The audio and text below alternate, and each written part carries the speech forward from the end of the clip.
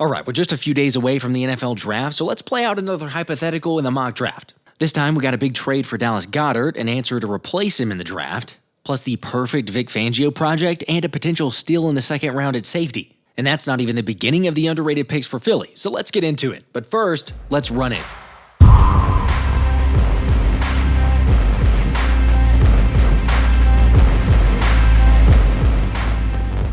What's up, guys? It's time for Mock Draft 2.0, and I'm curious to see if we could do better than we did in the first one. Of course, if you didn't catch it or can't quite recall the exact moves, I'll get you caught up. So first, we traded back in round 1 to end up selecting Ole Miss cornerback Trey Amos, and then at pick 64, I decided to double dip and go defense again by taking Ole Miss defensive end Jared Ivey, followed by taking LSU tight end Mason Taylor at pick 77 via the trade back pick in the first round, and then tackle Anthony Belton from North Carolina State at 96. Now, at that point, I still had several picks, and my guy was on the board for Philly. So I decided to trade up and take Texas running back Jaydon Blue in the 4th round, which I thought was a great move. Well, agree to disagree.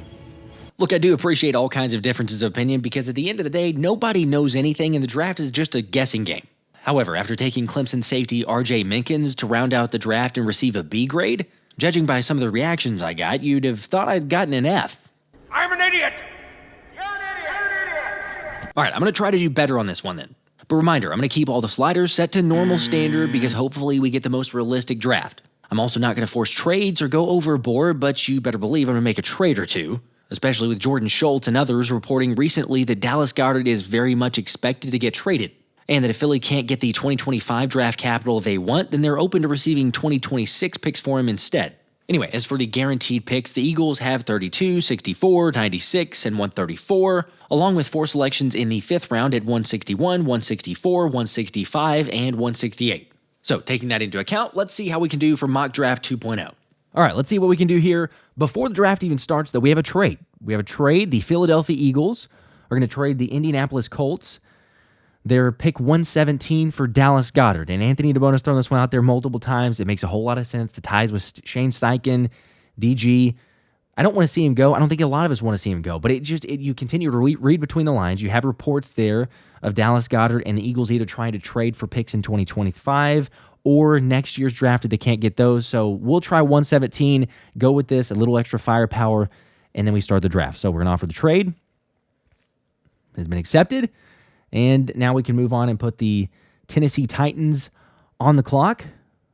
Let's see what they go with. Cam Ward. Okay, well, that's how it should be, I guess. Abdul Carter, then Travis Hunter goes to the Giants.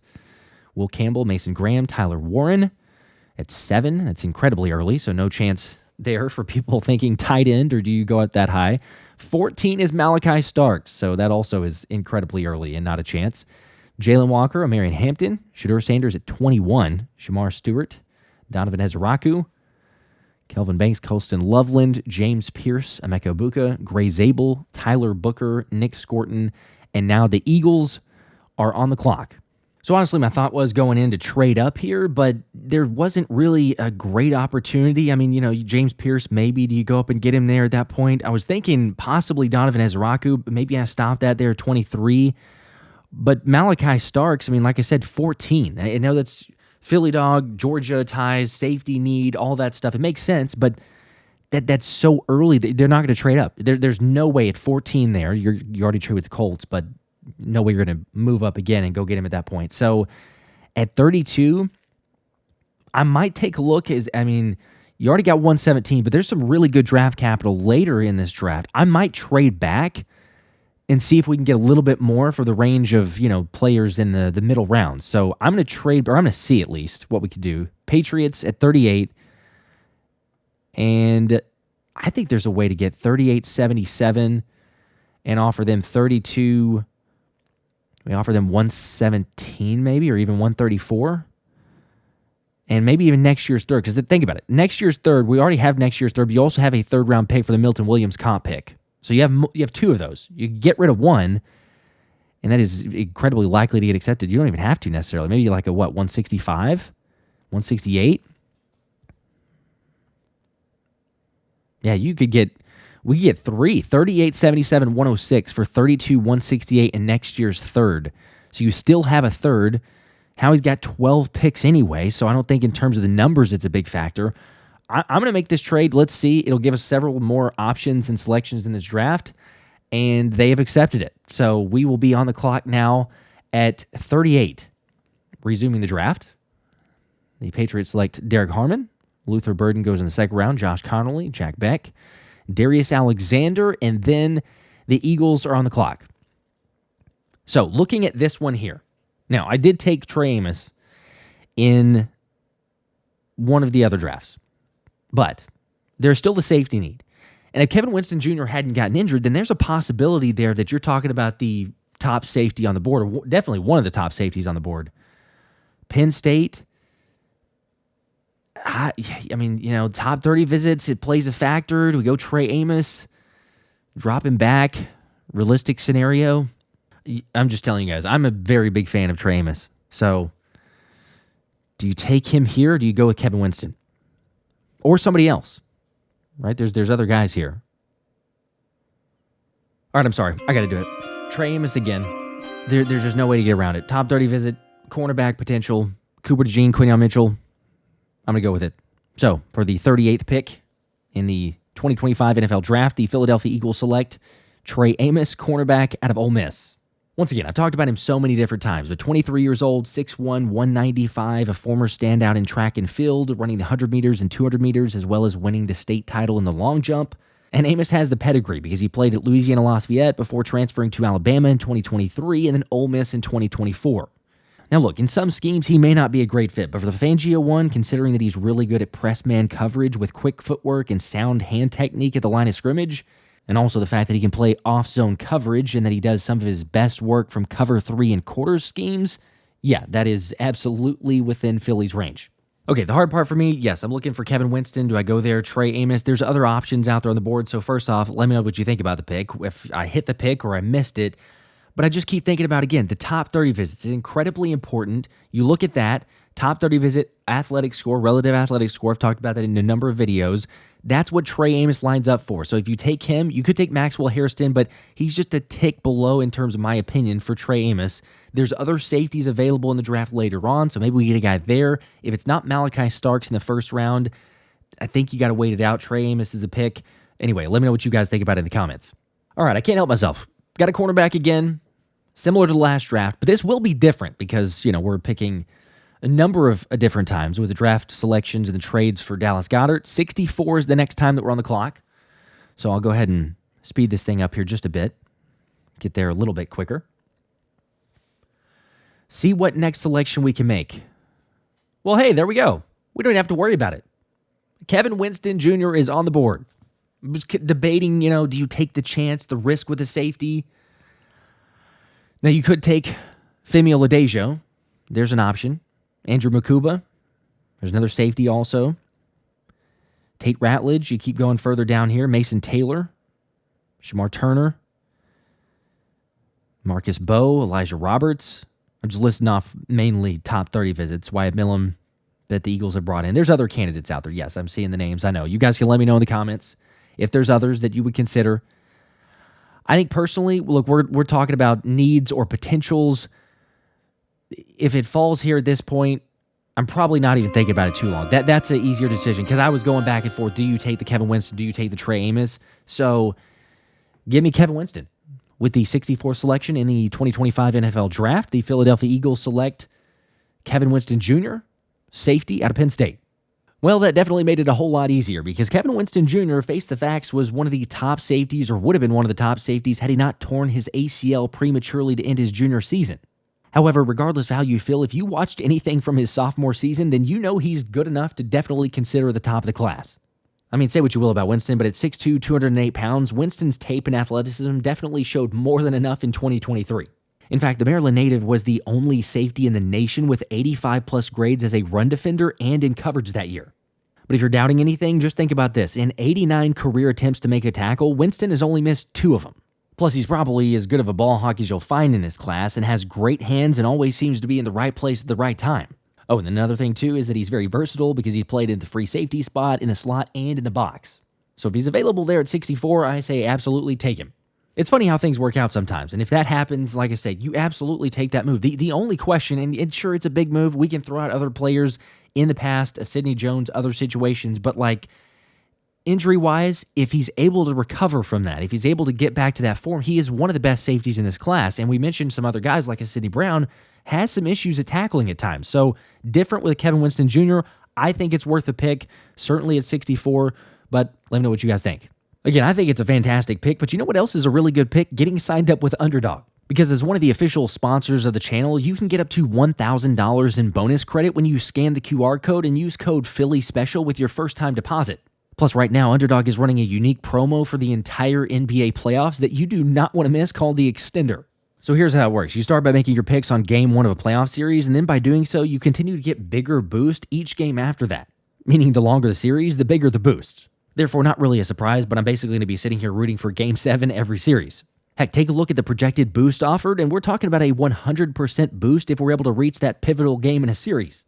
So what are you waiting for? Join the best option in fantasy sports and cash in even more on every basket today. All you got to do is scan the QR code, use code PHILLYSPECIAL, or just click the link in the description to get a free gimme pick and up to $1,000 in bonus credit. Again, that's code PHILLYSPECIAL with Underdog for one free play and up to $1,000 in bonus credit. But now that you're up on those free picks, let's get back to the draft. Took Kevin Winston Jr. and feeling really good now. Trey Amos first, right? Kevin Winston Jr., so cornerback, safety. Might be time to go offense. Let's see at 77 who's available. Nope. Gonna go defense. It's about as easy as they come. Oluwafemi Oladejo. I don't think there's a question. The pick is basically already in. I don't think you waste time. We'll go. I'll look at the board. Fine. People don't want to see the board. We'll look at it. I just think 77, if Oladejo is still available there, you get your corner, starting corner, probably. You get your safety, probably starting safety, and you have a very good rotational edge rusher, potentially could end up getting into a spot of starting. In Oladejo, I mean, Mukuba, we already got our safety, so we don't need that. Tate Ratledge, do you go guard?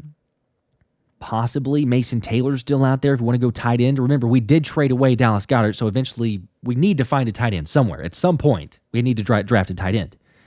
Is Mason Taylor that guy? We have some other draft capital. Maybe we move up and make that move. But for me, at this point here, it might have to be Oladejo. I think that's the pick. So at pick 77, the Philadelphia Eagles in the 2025 NFL Draft select Oluwafemi Oladejo, edge out of UCLA. Look, much like Jalen Hunt in last year's draft, this one feels so much like a Vic Fangio pick. Because remember, Oladejo is a linebacker turned edge rusher whose draft profile might have gone from dull to dynamic with a switch. With draft analyst Lance Zierlein projecting the 6'3", 260-pound edge rusher to go somewhere around the third round, so, to get him at this point here feels like a good move. Granted, he is a little bit raw in terms of a pass rush prospect, but you can see that he has some semblances of being a guy who's got a lot of potential there. And even though there might be a lack of instincts in the run game and plans as a pass rusher, which could be temporary bumps in the road, Philly's got kind of the luxury to kind of slowly groom him into that position. But having played off-ball linebacker as well and having that versatility, plus a guy who's definitely a locker room character guy, it is certainly a Philly move. This is one of those, maybe the first one that doesn't necessarily come in and start, but you can see the potential. I'm telling you, the more that you watch this guy, the more that you read about him, you look at him, the Eagles definitely interested. I mentioned the whole Jalen Hunt connection, but Vic Fangio's got to be looking at him and saying, he's got some potential there, can certainly make him better if he comes plays for me. He's good.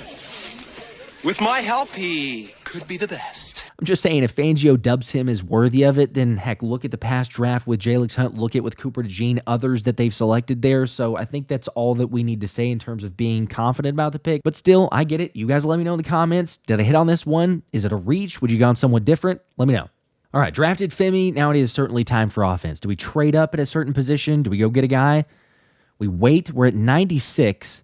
Marcus Bowe, Shamar Turner's off the board. Colts select Mason Taylor. I don't know why they did that because we literally just traded them Dallas Goedert, but okay, fine. You get Dallas Goedert and Mason Taylor.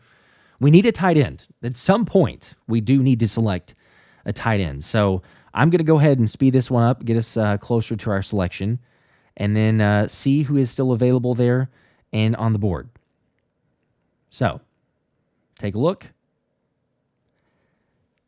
Harold Fannin is available at 96. We've got some other options. I'm not sure that I want to wait too much long. Mason Taylor would be my preference, and we can debate this in the comments, so let me know. But Mason Taylor would be my preference over a Harold Fannin. But he's gone now, So we need to select somebody. You got to go probably Harold Fannin at this point.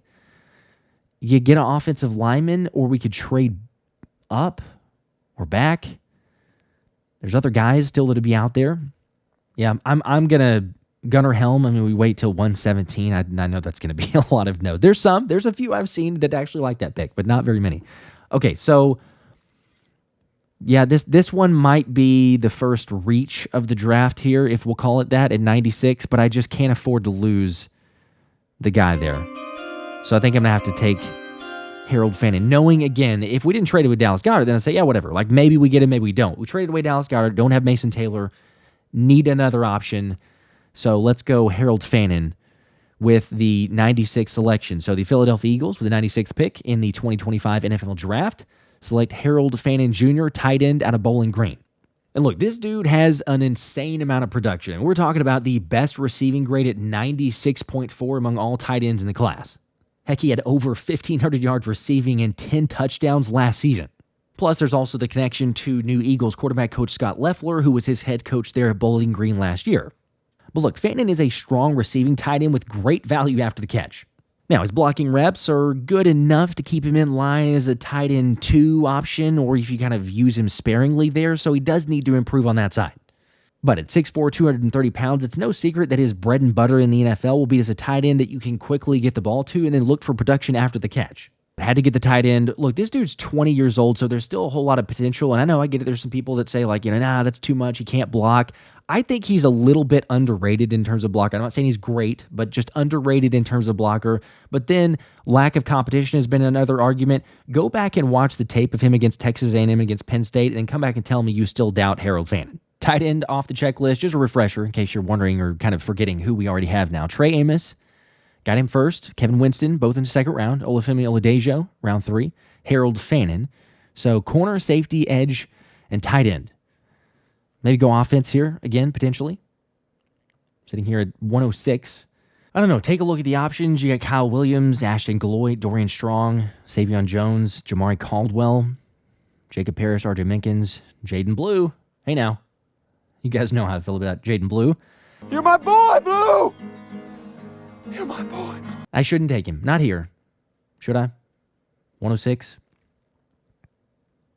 I mean, I showed the picks a second ago. I feel like interior defensive line. We could go there. Jamaree Caldwell's an option. You could wait till later, I suppose. Take a different player. Ty Robinson. JJ Pegues. Let's get Caldwell. So at pick 106 in the 2025 NFL Draft, the Philadelphia Eagles select Jamaree Caldwell, defensive tackle out of Oregon. All right, so if you're not up as much on Caldwell, he's 6'2", 332 pounds, and not necessarily the best athletic score, but, for a nose tackle, that's not the worst or most concerning thing. Because when it comes to the eye test and even the film, he's definitely athletic enough to take snaps at either tackle spot in an even front, with several scouts saying he can eat up blocks against double teams or hog gaps as a read and react two-gapper. Now, he does get bounced around some when he plays too straight-legged or ends up on the ground when he loses control, but he plays with heart and has a strong win rate at the point. So when you think about the fact that he's a hustle rusher with the potential to dent the pocket when singled up, I'd say a backup option, Jordan Davis. There you go. Losing Milton Williams, got to have some rotational depth there. Not a guy who's going to get a whole lot of snaps, but look, if JD needs a spell or if Jordan Davis gets injured, you have your guy in Caldwell. So going to go with that move there. See who the next one is. Back on the clock, 117, and look who's still available. Okay, yep, that's it. We're making the selection. I think it's a no-brainer. It's already in. The pick is, we sprinted the pick. This is me, my personal preference. I continue to say it now, obviously, but yeah, 117.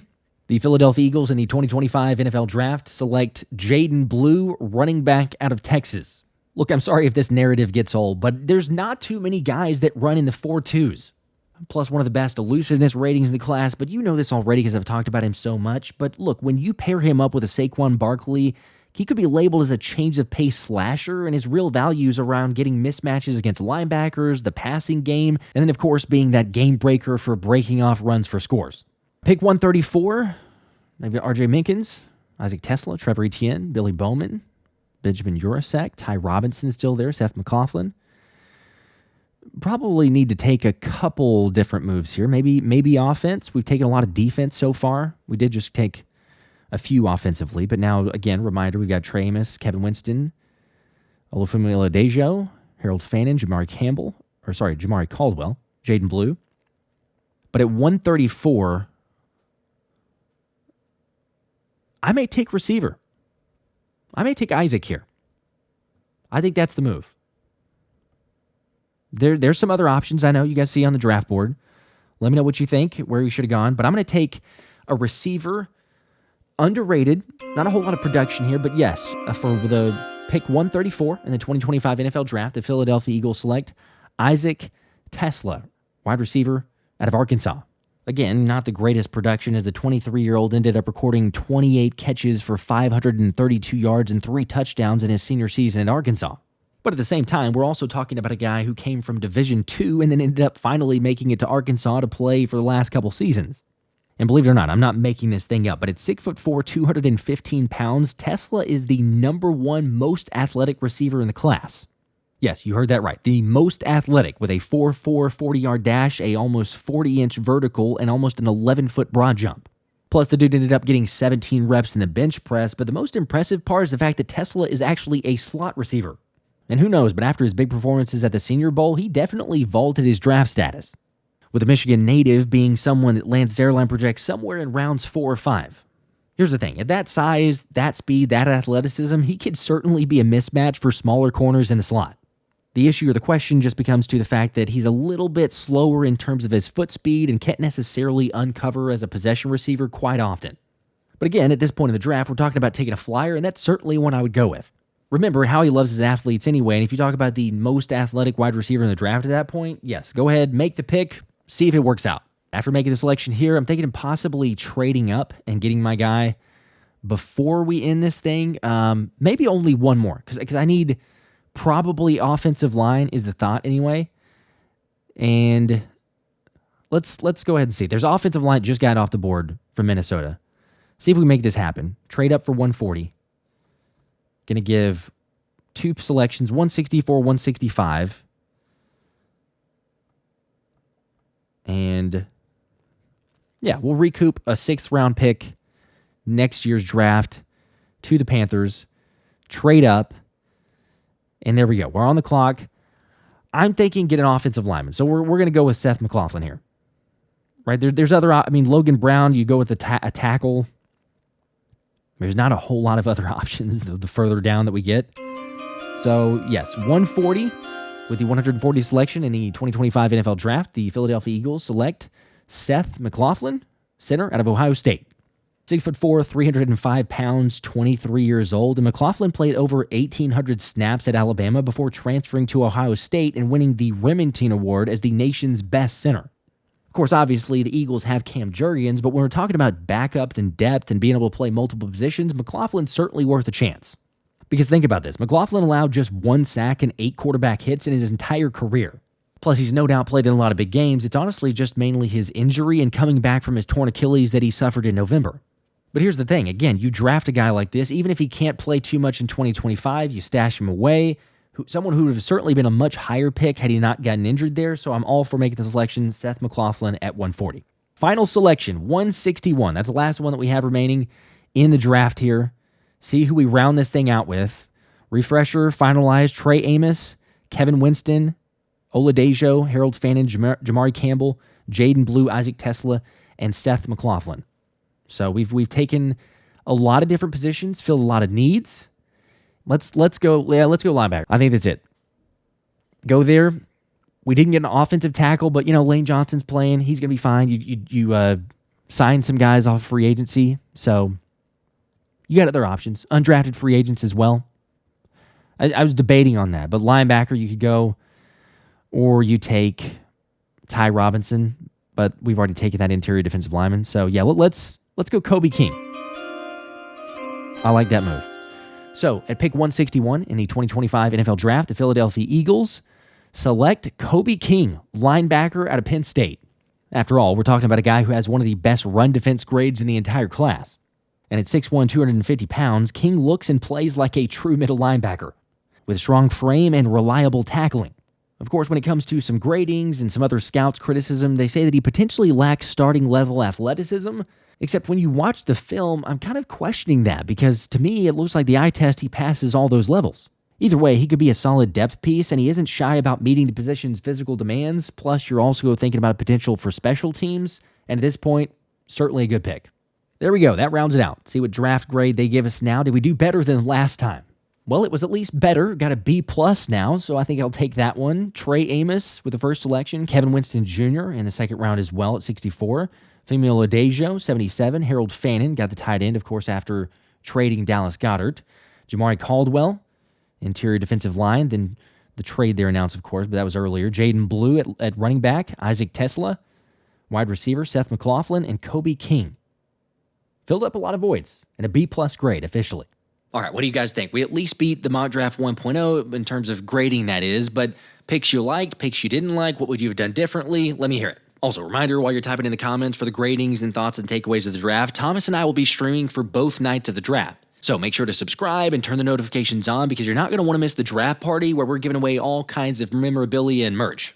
As always, also do me a favor, make sure to hit the like button in this video, and then let's argue this one out in the comments. Until next time, this has been the Philly Special.